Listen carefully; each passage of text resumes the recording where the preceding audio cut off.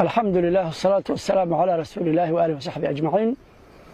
وبرنامج كاني أينو كجا ورمينا ظلمك تحنها أها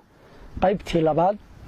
وأينو كسر بنيجيني مصيبين كهب سديد الظلمي سميي أو مد الظلمي وحين مركب ما أنت كنيجينا نمان موريان أو قيلية أيها وحي كمر من أنا شيشك كابدية يا أنا شيشك كابدية markaasaa midkood wuxuu kiri hadaa shiish taqaanid haweenayda soo socoto ilmaha sidata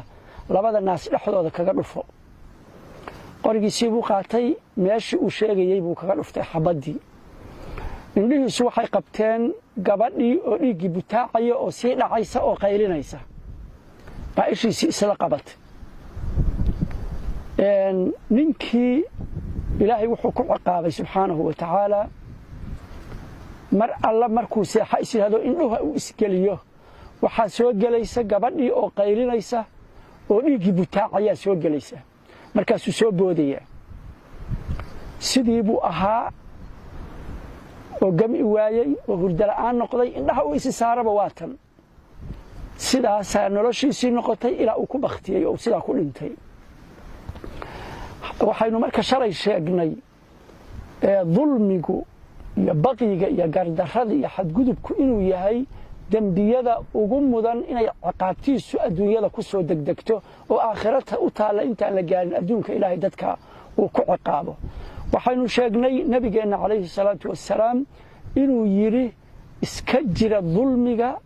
waa mugdi aakhire waxa ka mid ahayd inuu yiri iska ilaaliya qof dulman inuu ku habaaro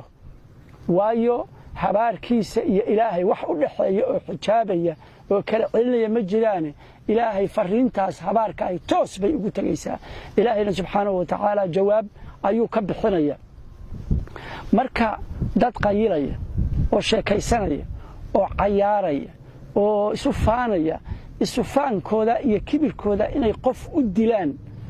inay dambi dilku u ahaa oo uu xadgudub ahaa oo uu dulmi ahaa oo qof naftiisa loo qoonsanayay muslim oo xaq darro ah waxa soo dhan marka laga yimaado nooc ciyaar ah in laga dhigto dadka dhiigooda oo lagu faano oo ana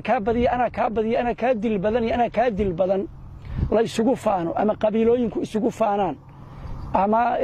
maamuladu isugu faanaan dadka isku laynay ama ay isugu faanaan niman gaar oo iyagu dadka dulminaya كل ذلك معناها سوغليا عقاب بانا كإيمانيسا waxaan ku khatimaya ciqaabtan lagu leeyahay ilaahay ciqaab ku soo dadajinaya ciqaabtu hal si kuugu iman mayso siyaabo kala duwan baa ilaahay ku ciqaabi kara xagga diintay ka gali karta oo ilaahay ba khaatimada ku seejinaya waa shahaada la'aan iyo khayr darrad ku imanaysa iyo amal sayyi waxay kaaga iman kartaa xagga caafimaadkaaga ama naftaada waxa kaaga iman kartaa xagga ehelkaaga xaasaskii iyo caruurtii waxa kaaga iman kartaa xagga dhaqaalahaagii waxa kaaga iman kartaa xagga sharaftaada iyo sumcadaadii marka waxaynu u baahanahay dadow ciqaabta aakhira ilaahay marinayo daalimiinta dadka dulmiya weyweynta adduunkana mid degdega kuugu imanaysa ee aynu dulmiga iska ilaalino ilaahu naga ilaali والسلام عليكم ورحمة الله وبركاته.